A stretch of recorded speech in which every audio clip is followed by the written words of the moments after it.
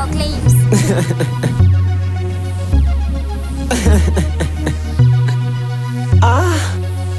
Once in a while, once in a while, once in a while, you know, shut the brains on me. The entertainer, MC Kushi.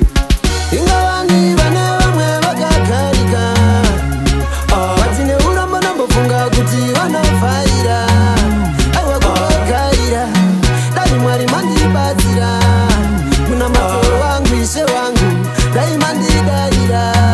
Isha ndipewa mbiri za sauro. Ndizoitwa hiro kuwigwa nemakamba nekuti ninjarwa ondo emangoma nditori nengozi ndatouya kuzofaisa tanzi ene mchatoona ndichizadza tanzi ndauya nemangoma anozadza bhazi kunyangwe ndiri 1 atori ma1 ingawani vana vamwe vakakarika vatine uramba nambofunga kuti vanofaira aiwa kuvakaira dai mwari mandibatsira kuna matoro wangu ishe wangu daima ndidarira ndinoda hailaifi kugara mundeke ndichifaisa reki mangoma ndiregedze saka itaimu ndiitembe pandinopinda pasteji ndinenge ndichibaka ngoma dzacho dzakawanda ndichikanda bvunza elda superstana nachuni yakasamba kuti inakatula ingawani vana vamwe vakakarika vatine uramba nambofunga kuti vanofaira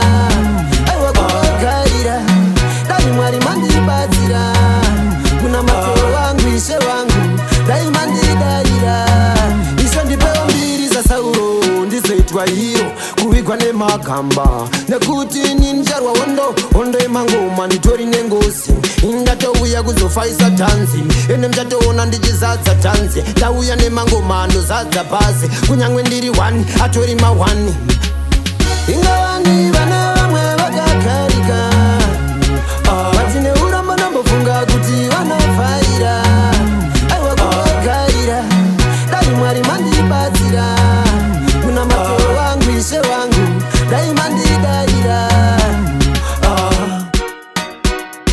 Digital Claims. 263 right.